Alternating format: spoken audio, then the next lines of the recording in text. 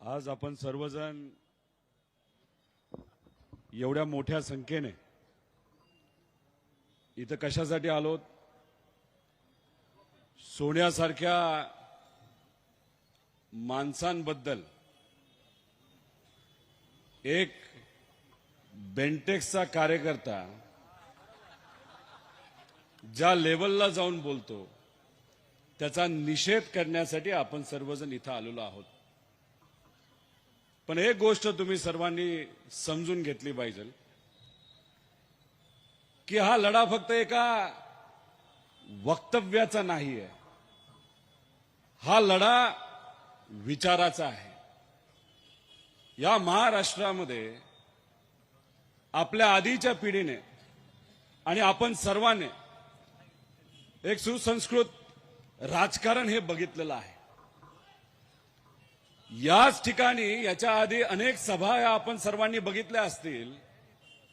त्या सभेमध्ये शेतकऱ्याचं हित, लोकांचं हित, युवा, महाराष्ट्रासाठी योग्य असं धोरण याच्यावर भाषणं झालेली आहेत। आणि याच पवित्र भूमीमध्ये आपण आज सर्वजण तोच विचार जपण्यासाठी, ती संस्कृती जपण्यासाठी इथं आलेलो आहोत। त्यामुळे फक्त या तालुक्याचा, या जिल्ह्याचा हा विषय नसून हा विषय अख्ख्या महाराष्ट्राचा आहे, महाराष्ट्र धर्माचा आहे। म्हणून हा लढा जो तुम्ही इथं सुरू केलेला आहे तो फक्त या भागाचा नसून या अख्ख्या महाराष्ट्राचा आहे, हे आपण सर्वांनी समजून घेतलं पाहिजे। अनेक नेते इथं उपस्थित आहेत, आमचे अध्यक्ष आहेत, आजी खासदार, माजी खासदार, आजी आमदार, माजी आमदार, माजी मंत्री, सामाजिक कार्यकर्ते, पदाधिकारी, माता भगिनी, पत्रकार, माझ्यानंतर अनेक लोक बोलणार आहेत। फक्त मी आपल्या सर्वांना एवढंच सांगणार आहे, विचार हे आपल्या सर्वांना जपावे लागतात। आम्ही सुद्धा खालच्या लेवलला जाऊन बोलू शकतो, जिथं पाहिजे तिथं आम्ही आक्रमक बोलतो, पण आम्ही राजकारणाची नाही तर शब्दाची पातळी कधी सोडून बोलत नसतो। काही दिवसांपूर्वी माझा एक व्हिडिओ तुम्ही सर्वांनी बघितला। अधिकाऱ्याच्या बाबतीत मी बोललो, पण बोलत असताना तिथं मर्यादा कुठल्या आम्ही ओलांडल्या नाही। लोकांच्या हितासाठी आम्हाला काही गोष्टी बोलाव्या लागतात, लढाव्या लागतात, पण ते करत असताना आमच्या आधीच्या पिढीने कुठला विचार जपला, आज आम्ही कुठला विचार जपायचा आहे आणि उद्याच्या पिढीसाठी काय उदाहरण आपल्या सर्वांना द्यायचंय हे आम्ही सर्वजण विचार करतो आणि त्या पद्धतीने आम्ही वागत असतो। छत्रपती शिवाजी महाराज, शाहू महाराज, महात्मा फुले, विश्वरत्न डॉक्टर बाबासाहेब आंबेडकर, लोकशाहीर अण्णाभाऊ साठे, पुण्यश्लोक अहिल्यादेवी होळकर, या सर्व महामानवांनी आपल्याला विचार दिलेत। त्या काळामध्ये त्यांनी जो संघर्ष केला तो संघर्ष सोपा नव्हता। आज जयंती निमित्ताने आपण महामानवांना वंदन करतो, त्यांच्यासमोर नतमस्तक होतो, पण त्यांचे विचार काय असतात हे आपण सर्वांनी समजून घेतले पाहिजे आणि तेच विचार आपल्या आधीच्या पिढीने जपले आणि तीच आपल्या सर्वांची जबाबदारी आहे। नाही तर आजच्या राजकारणामध्ये काही लोक स्वतःला चाणक्य समजतात। काही दिवसांपूर्वी आपण सर्वांनी पेपरमध्ये जाहिरात बघितली असेल, एका नेत्याची जाहिरात, बेनामी जाहिरात। आम्ही जे काय करतो खुल्लम खुल्ला करतो, आम्ही कोणाला घाबरत नाही।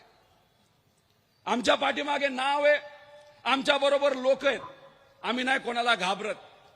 पण तुम्हाला तुमची जाहिरात देण्यासाठी बेनामी जाहिरात द्यावी लागते। पण मी त्यांना सांगतो, त्या नेत्याला जाहिरात देऊन तुम्ही नटसम्राट होऊ शकता, नटवरलाल होऊ शकता, पण तुम्ही लोकनेता होऊ शकत नाही। लोकनेता व्हायला लोकांचा पाठिंबा तिथं लागतो।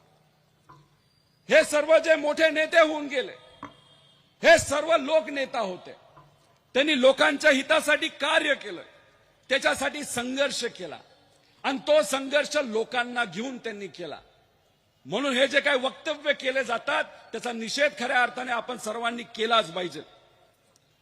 आपण जर बघितलं तर हा पुरोगामी जिल्हा, ज्याच्यामध्ये यशवंतराव चव्हाण साहेब असतील, वसंतदादा पाटील, राजाराम बापू असतील, एन डी पाटील असतील, तसंच पतंगरावजी कदम साहेब असतील, आराराबा पाटील साहेब असतील, तसेच साहित्यिक खरात भाऊ असतील, श्री शिवाजी बापू शेंडगे असतील, माजी मंत्री सुरेशजी खाडे असतील, हे सर्वजण या भूमीतले नेते. त्यांनी एक विचार जपला आणि तोच विचार आपण सर्वजण आज त्या ठिकाणी जपत आहोत. जयंत पाटील साहेबांसारखे नेते हे जपत आहेत. मी आपल्या सर्वांना विचारतो, जेव्हा केव्हा तुम्ही याच्या आधी सांगलीच्या बाहेर जात होता, महाराष्ट्रात फिरत होता, तेव्हा या सर्व महामानवांची नावं घेतली जात होती का नव्हती? तुम्ही या भूमीतले आहात. काय ती पवित्र भूमी, काय ती लोक, मोठे नेते, त्या मोठ्या नेत्यांच्या पवित्र भूमीमध्ये तुम्ही सर्वजण आलात. एक अभिमान वाटायचा.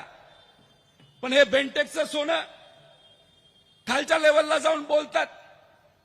अतिशय गलिच्छ राजकारण या महाराष्ट्रामध्ये कुणी आणलं असेल तर एक तर पहिलं नाव कोणाचं घेतलं जाईल तर देवेंद्र फडणवीस साहेबांचंच त्या ठिकाणी आपण नाव घेऊ शकतो. आणि यांनी काय केले, त्या अवतीभवती यांनी बहुजन समाजाचे काही नेते ठेवले. स्वतः स्वच्छ राहायचं आणि म्हणायचं सुसंस्कृत आम्ही आहोत, आम्ही संस्कृती जपतो. अरे पण तुमच्या आसपास जे नेते तुम्ही ठेवलेत त्यांना जे तुम्ही खालच्या लेवलला जाऊन बोलायला लावता, त्यातून तुम्ही काय संदेश देता की हे बहुजन समाजाचे नेते आसपास तुमच्या बरोबर आहेत, त्यांचा फक्त उपयोग काय केला जाईल तर पवार परिवाराच्या विरोधात बोलण्यासाठी, पाटील परिवाराच्या विरोधात बोलण्यासाठी, मोठ्या मोठ्या नेत्यांच्या विरोधात बोलण्यासाठी हे तुम्ही संदेश देण्याचा प्रयत्न करता. मला एक कळत नाही क्यू येते या छोट्या नेत्यांची. कळत नाही का तुम्हाला काय तुम्ही करताय? तुम्ही तुमचा वापर करून घेताय सरीसुभात, तुम्हाला तिथं कळत नाही. ह्यांना लोकांचं काय घेणं देणं पडलं नाही. या सर्व छोट्या नेत्यांना काय करायचं तर त्यांच्या मोठ्या नेत्याला म्हणजे देवेंद्र फडणवीस यांना फक्त खुश ठेवायचे, बाकी यांना काही करायचं नाही. मग असे जे लोक आहेत, समाजाचं घेणं देणं नाही, लोकांचं घेणं देणं नाही, या जिल्ह्याचं घेणं देणं नाही, अशा लोकांचं काय करायचं? आपण काय करायचं मी तुम्हाला सगळ्यांना विचारतो. शांत बसून चालणार आहे का फक्त भाषणं ऐकली आणि विषय संपला? अहो मगाशी चालत असताना काही धनगर समाजाचे कार्यकर्ते आणि नागरिक मला भेटले. त्यांनी मला सांगितलं की अहो हे जे काय चाललंय ते योग्य नाही. पुण्यश्लोक अहिल्यादेवी होळकरांचा विचार आम्ही सर्वजण मनामध्ये ठेवतो, छत्रपती शिवाजी महाराजांचा विचार आम्ही मनामध्ये ठेवतो. अहो हा कार्यकर्ता ज्या मतदारसंघातून येतो त्या पवित्र भूमीमध्ये महामानव पुण्यश्लोक अहिल्यादेवी होळकरांचा जन्म झाला, त्यांच्या विचाराचे आम्ही सुद्धा वारसदार आहोत. पण जेव्हा आंदोलन करायचे, राजकारण करायचे, या महामानवांचं नाव हे बेंटेक्सचं सोनं तिथं घेतात. पण दादा ते कार्यकर्ते धनगर समाजाचे मला सांगत होते, अहो पण आज जर बापू वाटेगावकर असते तर मग या बेंटेक्सच्या सोन्याला योग्य असा धडा 100% त्यांनी तिथं शिकवला असता. कोणाच्याही नेत्याच्या घरच्या महिलांबद्दल, त्यांच्या आधीच्या पिढीबद्दल, वडीलधाऱ्यांबद्दल खालच्या लेवलला जाऊन बोलणं हे योग्य नाही. टीव्हीवर लहान पोरं बघत असतात, युवा पिढी टीव्ही बघत असते आणि अशा प्रकारचे वक्तव्य बघितल्यानंतर त्या लहान पोरांना, त्या युवांना असं वाटतं असं बोललं तरी चालतंय, काय फरक पडत नाही. म्हणून तुम्हा सर्वांना सांगतो, जबाबदारी फार मोठी आहे. आज या भाजपच्या काळामध्ये महामानवांबद्दल खालच्या लेवलला जाऊन बोललं जातं, मोठ्या नेत्यांबद्दल बोललं जातं. ही आपली संस्कृती नाही. म्हणून याच्या विरोधात हे लढलं पाहिजे, नाही तर पुढची पिढी म्हणेल चालतंय असं बोललं तरी काय फरक पडत नाही. म्हणून आपल्या सर्वांची अतिशय मोठी जबाबदारी ही आहे. आणि हे जे कुणी नटसम्राट असतील यांनी या महाराष्ट्रामध्ये काय सुरू केलंय, हे छोटे छोटे नेते आपल्या जवळ ठेवायचे. तुम्ही मला सांगा, आज टीव्हीवर आपण जेव्हा एखादं सामाजिक आंदोलन बघतो, काही समाजाचे लोक स्वतःच्या हक्कासाठी रस्त्यावर उतरतात. तिथं असणाऱ्या लोकांची चूक नाही, पण तिथं प्रतिनिधित्व करण्याचा प्रयत्न, नाही तर आपलं काहीतरी राजकीय पुनर्वसन व्हावं म्हणून काही लोक त्या मोर्चामध्ये जातात आणि तिथं पुढाकार घेण्याचा प्रयत्न करतात. हे महाराष्ट्रामध्ये आपण सर्वांनी आज बघितलेलं आहे. पण हे मंत्री, हे आमदार सत्तेतले आहेत का नाही? तर हे सर्वजण सत्तेतली लोक आहेत. मला त्या सर्व मंत्र्यांना, नेत्यांना, आमदारांना विचारायचे की तुम्ही आज जे काय समाजामध्ये तेढ निर्माण करण्याचा प्रयत्न तिथं करत आहात, जे काय वातावरण गढूळ करण्याचा प्रयत्न तिथं करत आहात, आज तुम्ही सत्तेत आहात, सत्ताधारी पक्षाचे तुम्ही आमदार आणि नेते आणि मंत्री आहात. मग आज तुमची सत्ता या राज्यात असेल आणि केंद्रात असेल तर बसा एकत्र तुम्ही सगळेजण, कॅबिनेटमध्ये चर्चा करा आणि जे कुठले आरक्षणाचे विषय राज्यातला नाही तर केंद्रातला एकत्रित सोडवण्याचं धाडस हे तुम्ही सर्वांनी तिथं दाखवलं पाहिजे. पण नाही, काही लोकांना फक्त वाद घालवायचा आहे. लोकसभेच्या काळामध्ये हिंदू मुस्लिम केलं, विधानसभेच्या काळामध्ये ओबीसी मराठा केलं. आज मुंबईचं इलेक्शन आहे म्हणून तिथं काय करतात, मराठी आणि अमराठी, शाकाहारी आणि मांसाहारी. आणि आता स्थानिक स्वराज्याचं इलेक्शन जवळ आले, परत काय सुरू केलं यांनी की धनगर विरुद्ध एसटी, त्याच्याबरोबर बंजारा विरुद्ध एसटी. अरे काय चाललंय? मी इथं असताना शेतकऱ्याला विचारतो, आज टीव्हीवर नाही तर नेत्यांच्या माध्यमातून जे कोणी सत्तेत आहेत, शेतकऱ्याचा एक तरी मुद्दा ते घेतात का? कर्जमाफीचा एक तरी मुद्दा या नेत्यांनी इलेक्शन झाल्यानंतर घेतला का? आमच्या महिला सुरक्षेचा विषय घेतला नाही. आमचे युवा, डिग्री आहे, 10 लाख रुपये खर्च केला पण नोकरी नाही. आमचे विद्यार्थी, काल एका आंदोलनाला मी गेलो होतो, त्या आंदोलनात महाजोटी, ओबीसी समाज, मराठा समाज, धनगर समाज, तिथं असणारा सगळा आदिवासी समाज, याचे पोरं पोरी तिथं आंदोलन करत होते. 7 दिवस सत्तेतला एक सुद्धा माणूस तिथं गेला नाही. आणि पुणे शहरामध्ये देवेंद्र फडणवीस 2दा येऊन गेले तर या बहुजन समाजाच्या सामान्य लोकांच्या पोरापोरींना भेटण्यासाठी ही लोक गेली नाही का? कारण हे तुम्हा आपल्या सगळ्यांना गृहीत धरतात. यांचं असं मत आहे की समाजामध्ये वाद निर्माण केला तर होऊन जाते, आपण निवडून येतोय. त्यामुळे आपल्या सगळ्यांची जबाबदारी ही मोठी आहे. आपल्या सांगलीकरांची जबाबदारी मोठी आहे. महाराष्ट्राच्या प्रत्येक व्यक्तीची जबाबदारी ही मोठी आहे.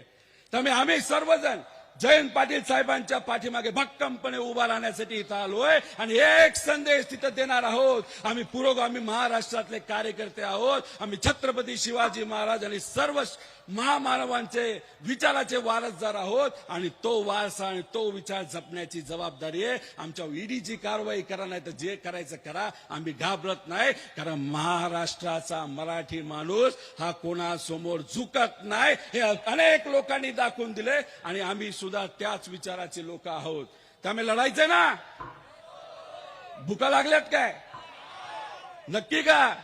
एकदा हात वर करून सांगा की आम्ही सर्वजण विचाराबरोबर आहोत, जयंत पाटील साहेबांबरोबर आहोत, त्या ठिकाणी पुरोगामी महाराष्ट्राबरोबर आहोत आणि महाराष्ट्राच्या प्रत्येक मराठी माणसाबरोबर आहोत. ही जी एकजूट आहे, हे जे काय मस्तीवाद सरकार आज महाराष्ट्रामध्ये, त्यांना गुडघ्यावर आणल्याशिवाय आपण राहणार नाही. फक्त रस्त्यावर उतरावं लागेल, लढावं लागेल. आपण लढणार पण आणि जिंकणार पण. एवढंच या ठिकाणी आपल्या सर्वांना सांगतो आणि थांबतो. जय हिंद, जय महाराष्ट्र, जय सर्व महामानव. धन्यवाद.